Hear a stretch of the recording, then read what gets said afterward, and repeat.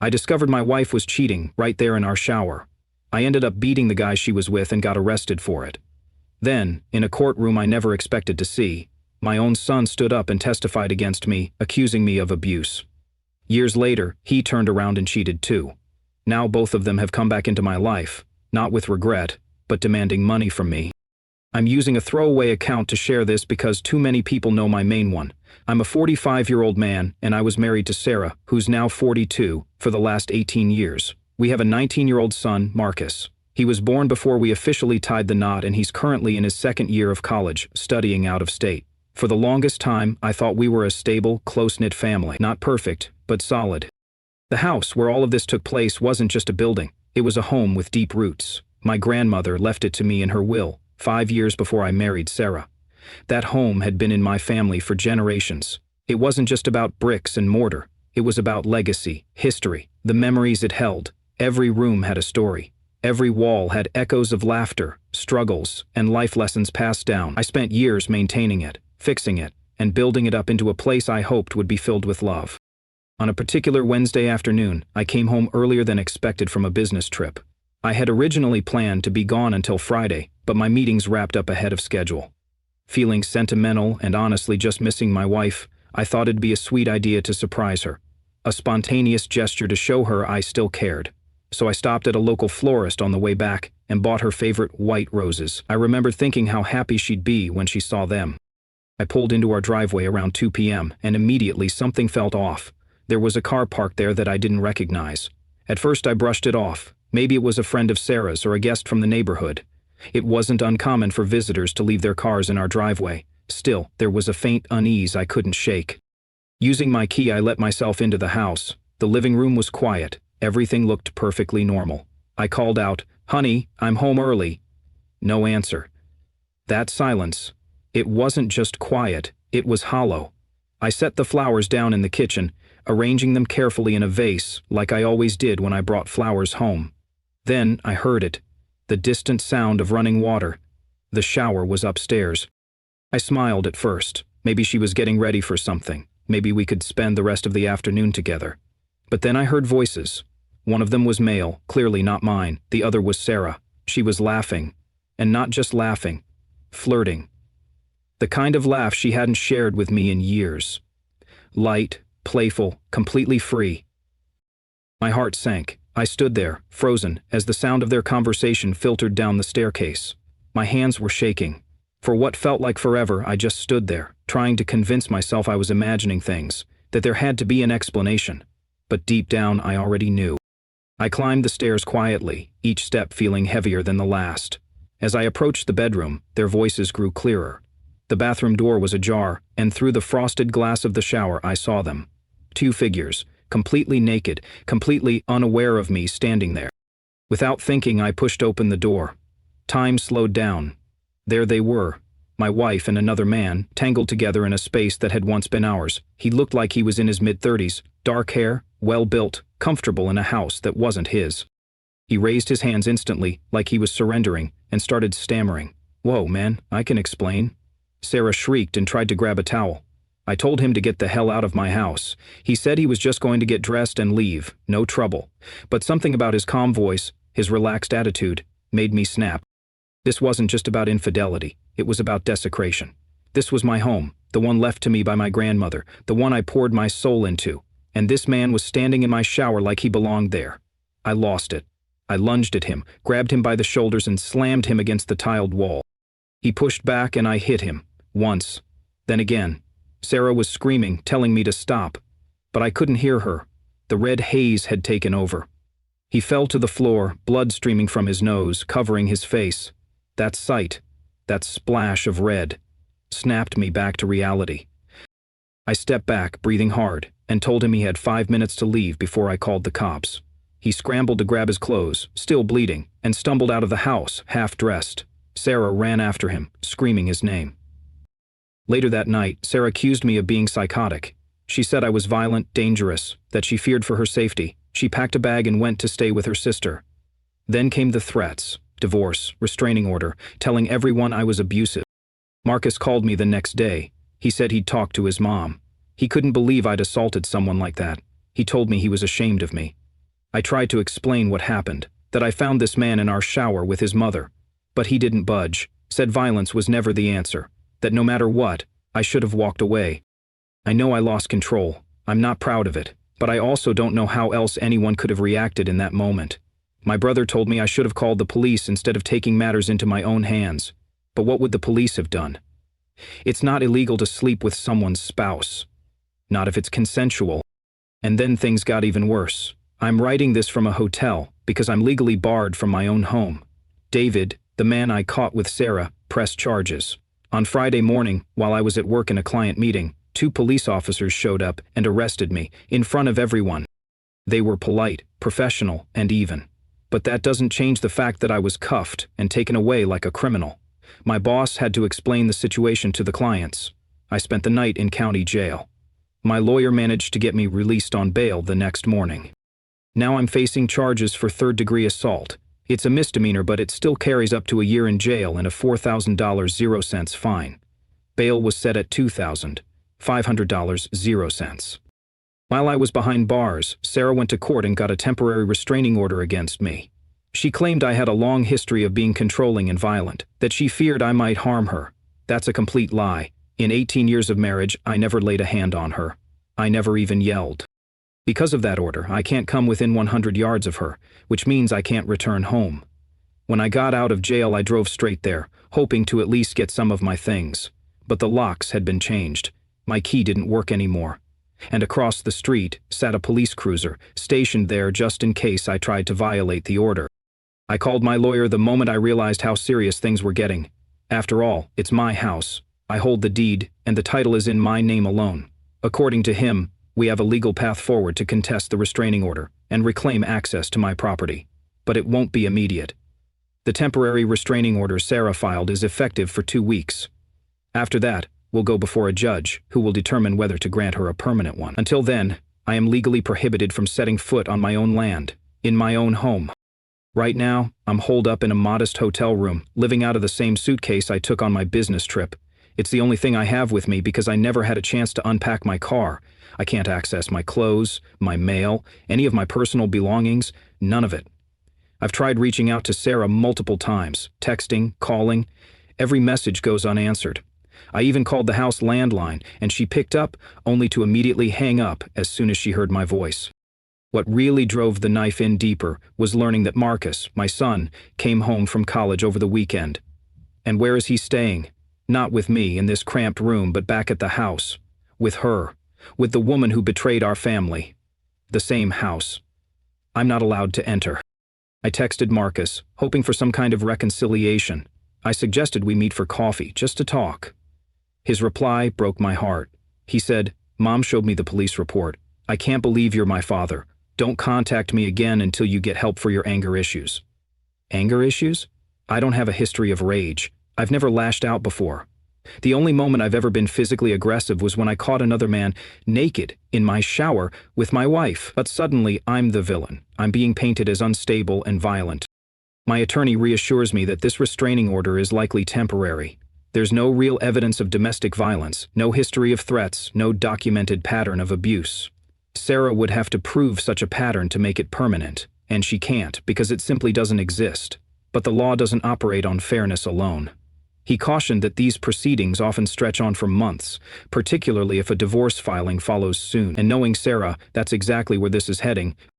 As if that weren't enough, I also had to explain everything to my boss. I had to tell him why 2 uniformed officers showed up at the office and escorted me out in handcuffs in front of coworkers and clients. Thankfully, he was more understanding than I expected, but even he had limits. He told me flatly that if these charges result in a conviction or begin affecting my ability to work with clients, we would need to have a serious discussion about my future at the company. I've worked there for 12 years, never had a disciplinary issue, never even been late to a meeting, and now because I came home and discovered my wife cheating, my entire professional reputation is at risk. Financially, the toll is already steep. Between the attorney fees, the cost of bail, hotel bills, and eating out because I don't have access to a kitchen, I've spent over $8,000. 0 cents. And it's only been a few days. Meanwhile, I'm still responsible for the mortgage on the house I'm banned from. That's on top of regular credit card bills and Marcus's college tuition. Sarah, of course, still has full access to our joint accounts. so she can withdraw money at will, even while I'm struggling to cover everything on my own. It feels like I'm being punished for reacting like a human being. She brought another man into our home, into our bed, and I'm the one who got arrested. I'm the one who lost his home, his job security, and his relationship with his son. She gets to play the frightened spouse, and I'm the aggressor in the eyes of the law. Where is the justice in that? People online keep commenting, "You should have just called the police," as if that would have fixed anything. Sure, in hindsight, staying calm and making a report would have been legally cleaner, but I know exactly how that would have gone. The police would have shown up, seen that the man was there with Sarah's permission, and told me it was a civil issue. They wouldn't have removed him. They wouldn't have charged anyone. They would have shrugged and left. I know I messed up, legally speaking, but I refuse to pretend that any average person would have stayed calm in a situation like that. I saw red. I reacted emotionally. And now I'm paying the price while the guy who invaded my life and my home walks around freely, pretending to be a victim. What's worse is how effortless it was for Sarah to get that restraining order. She walked into court, said she feared me, and within hours, I was legally locked out of my house.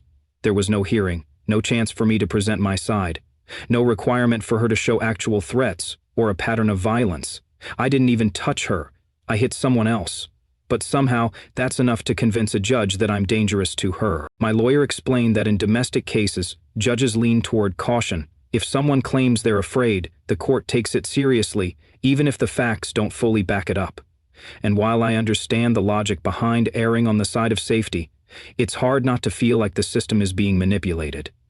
Sarah is using the law to position herself advantageously for a divorce. It's not about fear. It's about control.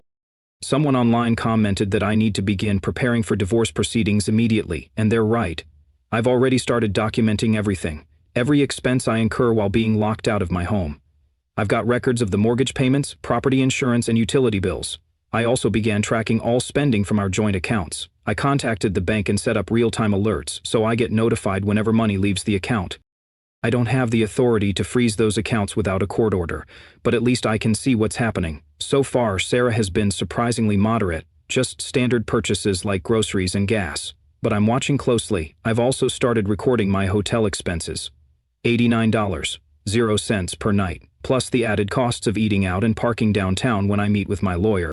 It adds up fast, and it's not just the daily expenses, it's the looming financial pressure of the mortgage. That's $2,400.00 every month, not including property taxes and insurance. I'm paying full price to maintain a home I can't even set foot in, while also spending a small fortune to live out of a suitcase. If this drags on, it won't just drain my savings. It could ruin me financially, and deep down, I suspect Sarah knows that. She knows how to twist the knife. She's likely banking on the idea that I'll run out of resources, financially, emotionally, and legally, and end up accepting a divorce settlement that's a complete loss for me, just to make the bleeding stop. After nearly 2 decades of marriage, I know exactly how Sarah operates when she wants something. She doesn't come at it directly. She applies pressure where it hurts most. She studies people, learns their weaknesses, and uses them with precision. That's who she is when she's focused on getting her way. Someone left a comment that struck a nerve. They asked if maybe Marcus, my son, wasn't simply taking sides, but genuinely worried about my behavior, that from his point of view, everything he knew about our family had just collapsed, and now his father was being criminally charged for assault. The suggestion was to reach out to him through a relative rather than confronting him directly. I've thought about that angle more than once. I even tried it, but it didn't work. The truth is, Marcus refuses to hear anything outside of his mother's version of events. And he's not a child. He's 19, a grown man. Old enough to know that life is rarely black and white, old enough to recognize that there are always 2 sides to a story. But instead of being open to understanding, he's made a conscious choice to shut me out. What stings even more is the way he referred to me in his last message. He didn't call me Dad. He said Father. It felt cold, clinical, like I was nothing more than a biological link. And that's hard to take, especially considering how close we used to be. I was the one who coached his Little League teams. I was the one who taught him how to parallel park, how to shave, and how to build a resume. I sat with him while he filled out his college applications, researched scholarships, and helped him write essays. And now, he speaks to me like I'm just some distant figure from his past. I even reached out through my brother, thinking maybe a neutral voice could help bridge the gap, but Marcus won't return his calls either. Sarah has him completely convinced that I'm dangerous, I don't know exactly what she's told him, but it must have been pretty dramatic. He's behaving like I'm some kind of unstable, violent monster. The irony is, Marcus has never witnessed me being violent, ever, because I never have been. This was a one-time, extreme situation, walking in on a man having sex with my wife in our shower. That's the only time I've ever lost control like that. But instead of thinking, wow, Dad must have been really hurt and shocked to react that way, Marcus seems to be thinking, I never realized Dad could be violent. I understand he's likely scared, confused, maybe even embarrassed. But I'm his father. I deserve at least a sliver of grace, a chance to speak, to explain, to show him that I'm still the man who raised him, not the caricature Sarah has painted. 3 weeks ago, we had the restraining order hearing. It was supposed to be a straightforward legal proceeding, but it ended up becoming something much more significant. What unfolded in that courtroom didn't just determine whether I could go back to my house. It changed my relationship with Marcus forever. Let's start with the silver lining. My lawyer was absolutely right. Sarah couldn't present any proof. No history of threats, no violent episodes, nothing that even hinted at domestic abuse. The judge acknowledged that what happened with David was wrong, yes. But she also said it was clearly an isolated incident. There was no pattern of behavior to suggest I was a danger to Sarah. She dismissed the restraining order, and I was finally allowed to return to my home. But what happened during the hearing shook me to the core. Marcus walked into that courtroom, not to support me, not to offer clarity. He came to testify for his mother. My own son stood before a judge and told blatant lies about me. He claimed I had been emotionally abusive for years, that I controlled every aspect of family life, that I monitored his and Sarah's communications, and that I made all the household decisions without consulting anyone. He said he spent his childhood afraid to upset me because of my temper. I couldn't believe what I was hearing. This was the same kid who used to call me every Sunday from college, excited to share news about his classes, his professors, and the friends he'd made. The same kid who once told me I was his role model. Now he was telling a judge that he felt relieved when he left for school because he no longer had to walk on eggshells. Thankfully, my lawyer was sharp. During cross-examination, he asked Marcus to name a single incident, just one, where I was physically or verbally abusive. Marcus couldn't do it. He had no specifics. Eventually, he admitted that I had never hit him or his mother. But he pivoted, saying, abuse isn't always physical. That was his fallback. The judge was measured but clearly skeptical. She acknowledged that family testimony matters, but said she couldn't make a ruling based on broad claims and emotional impressions. She needed real evidence that Sarah had reason to fear me, and there was none. That's when my lawyer brought out the real bombshells, financial records and phone data going back 8 months. We had receipts for everything, over $7,000, 0 cents in hotel stays alone. And these weren't just your average chain motels, these were premium spots, the Grand Geneva, the Palmer House in Chicago, high-end places charging $300, 0 cents, per night. On top of that, Sarah had spent another $4,200, 0 cents on upscale dinners, always for two based on the pricing, and over $3,000, 0 cents at luxury jewelry and men's clothing stores. The phone records painted an even clearer picture. Hundreds of texts and calls between Sarah and David, going back 8 months. The timestamps lined up perfectly with all the hotel stays and expensive outings. It was undeniable. Sarah had been carrying on an extended, well-funded affair behind my back. Her attorney tried to argue that my reaction, hitting David, was still unjustified, and that none of this financial data had anything to do with whether Sarah should be afraid of me. But the judge disagreed. She said the context mattered. She said that when you put it all together, Sarah had betrayed me profoundly, and while that didn't excuse violence, it certainly explained why the situation escalated the way it did. So the restraining order was tossed. But the victory was short-lived. As soon as the gavel came down, Sarah's lawyer handed in a petition for divorce. She's now demanding spousal support, half the value of the home, even though it was an inheritance left solely to me, and a full 50% of everything else we jointly own. And she's not stopping there. Her lawyer is pushing the narrative that I'm too unstable to manage our finances, and that Sarah should have exclusive control over any settlement and assets. They're trying to build a case that I'm too volatile to even be trusted with money. According to my criminal defense attorney, the assault charge against me will likely be reduced to a lesser offense, something like disorderly conduct. If all goes as expected, I'll avoid jail time. Instead, I'll serve a period of probation and complete mandatory anger management classes. It's not ideal, but compared to what I could have faced, it's a relief. Still, that legal outcome pales in comparison to the emotional wreckage this has caused, especially with Marcus. The most difficult moment by far was after the restraining order hearing. Once it concluded, I saw Marcus outside the courthouse. I approached him, hoping to find some clarity or even just a sliver of honesty. I asked him, point blank, why he lied on the stand. His answer wasn't what I expected. He said he didn't lie, that everything he testified to was how he experienced our family growing up. I tried explaining, as calmly as I could, that having household rules and setting boundaries is not the same as being abusive, that every decision I made over the years was to create a stable, safe, and secure environment for our family. But he just stared at me coldly and said, "That's exactly what an abusive person would say." Then he told me he was proud of Sarah for finally standing up to me. I haven't heard his voice since that day. He's now living with Sarah at her sister's house. Both of them have blocked my number. I've tried texting, emailing, and even sending handwritten letters. No response. My brother keeps encouraging me to try and mend things with Marcus, but I honestly don't know how you recover from something like this. How do you rebuild trust when your own child accuses you of abuse, in open court, under oath? Meanwhile, the divorce proceedings continued to move forward. I was back in my house, legally and physically, but it no longer felt like my home. The silence was oppressive. The shadows in each room whispered of betrayal, not comfort. I couldn't relax. I couldn't sleep properly. I'd walk from room to room, remembering all the birthdays, the family dinners, the times I'd tucked Marcus into bed, and feel like a stranger in my own life. Sometimes, I'd sit in that empty house and wonder if I should have just walked away when I caught them. If I had just taken a breath, filed for divorce quietly, and refused to engage with Sarah or David at all, maybe none of this would have spiraled so far out of control.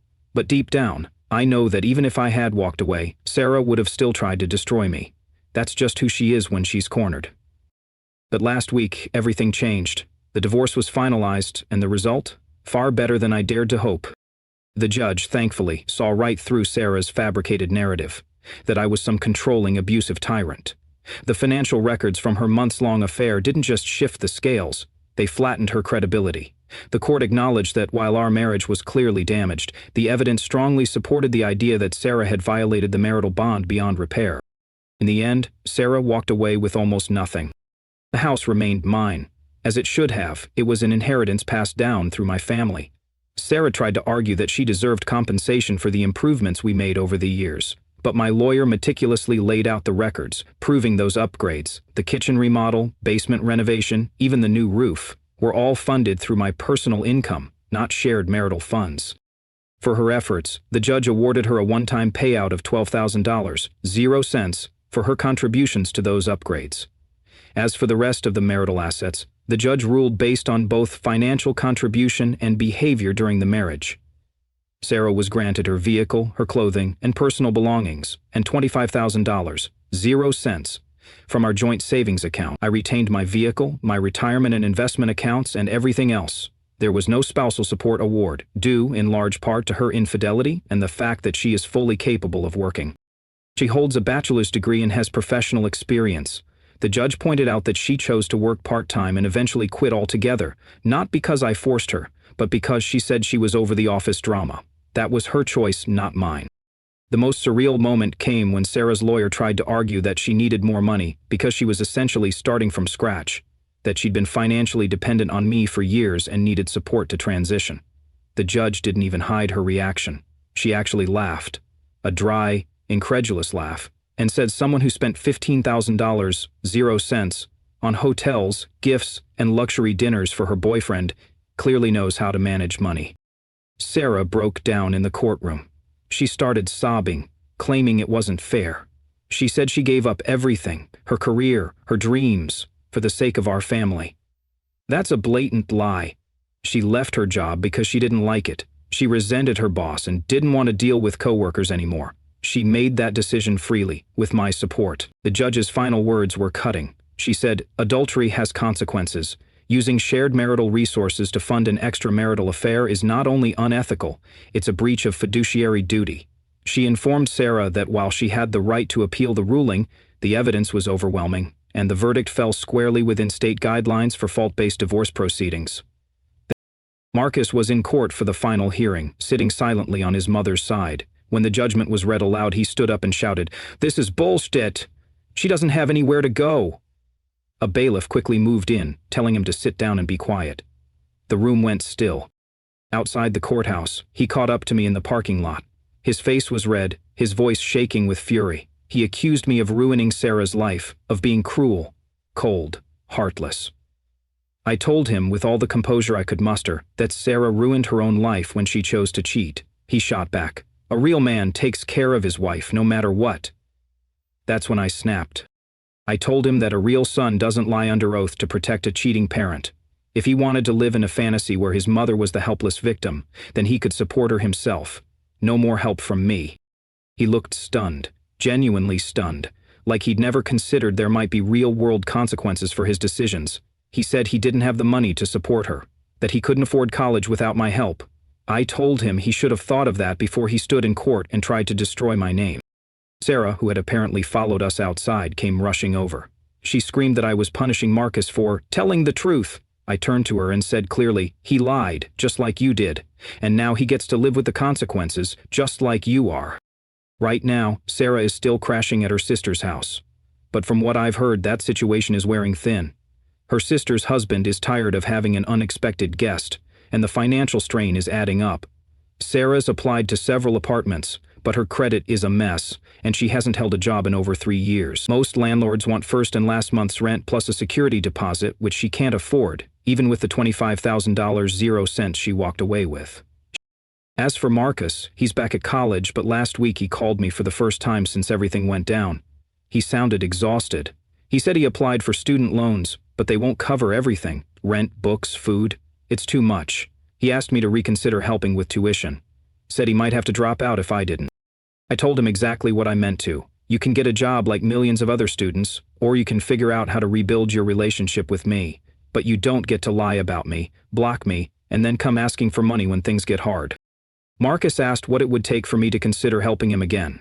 I told him the first step would be an honest admission, that he had lied about me in court and publicly defamed my character. That he'd need to acknowledge what he did and issue a sincere apology for the damage he caused. His reply? He said he didn't lie, not even once.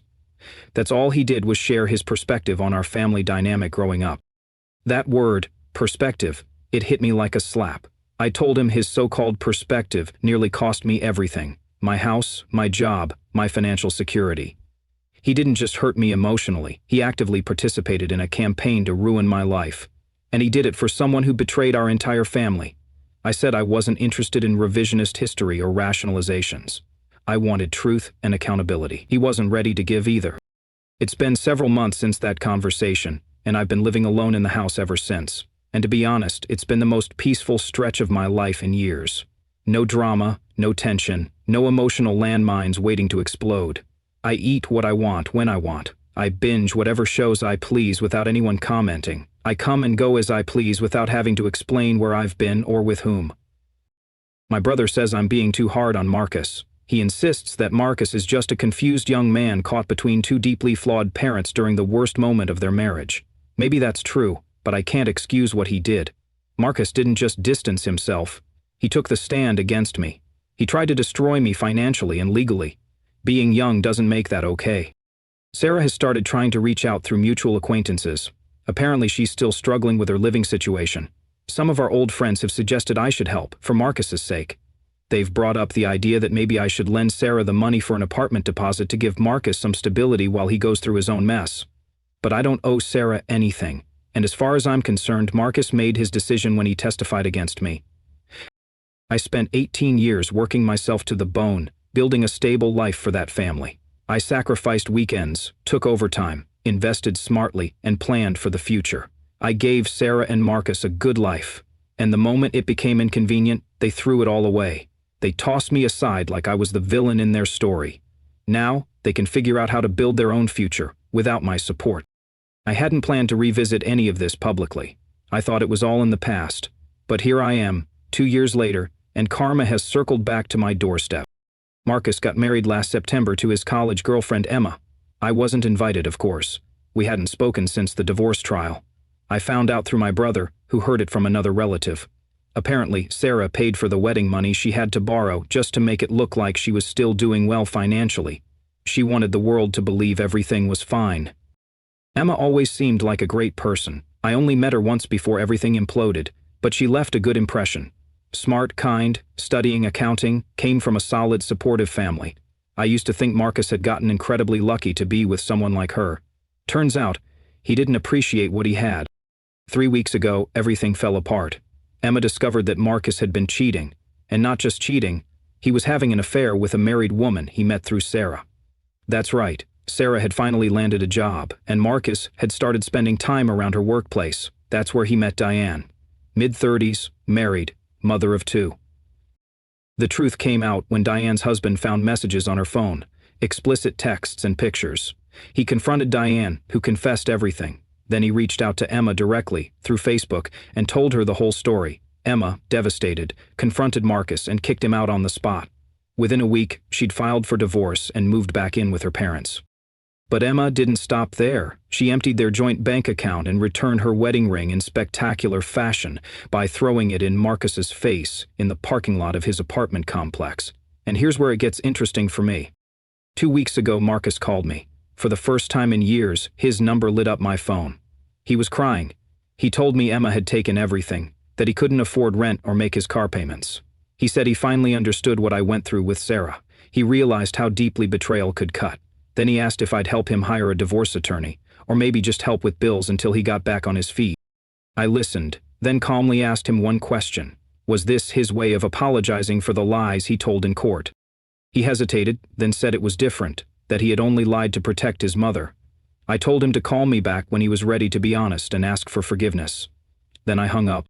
The very next day, Sarah called. She too is barely getting by.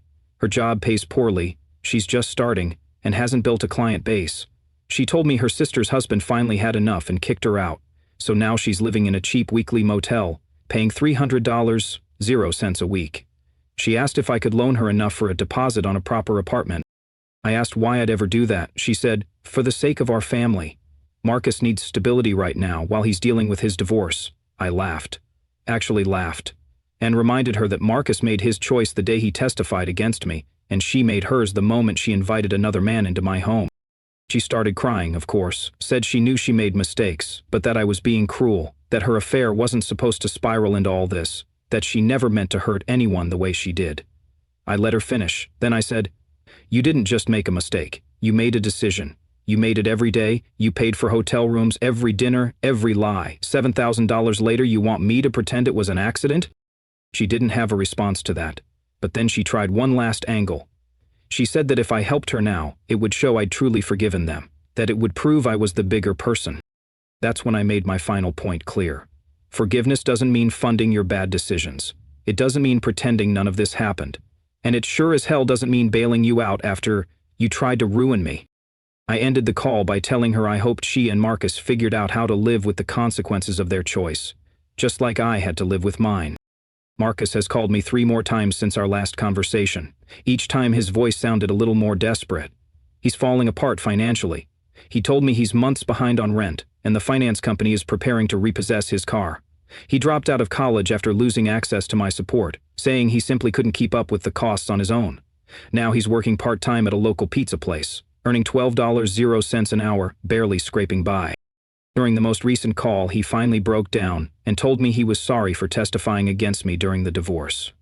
He claimed he genuinely believed what his mother told him at the time and thought he was doing the right thing by protecting her. I paused, took a breath, and told him what I'd been holding back for a long time. That what he just said wasn't an apology, it was an excuse. There's a very real difference between being sorry for a choice and justifying it after the fact. Interestingly, Emma reached out to me on Facebook not long ago. She said she wanted to apologize, not just for how things ended with Marcus, but for believing all the lies Sarah and Marcus spread during the divorce. She told me that going through her own betrayal gave her a new perspective on what I must have felt, being deceived by the people you once trusted most. At the end of the day, I've made peace with the fact that I'm done with both Marcus and Sarah. They're adults now, responsible for their own choices. I'm not their safety net anymore. That bridge was burned the day they chose to try and destroy me.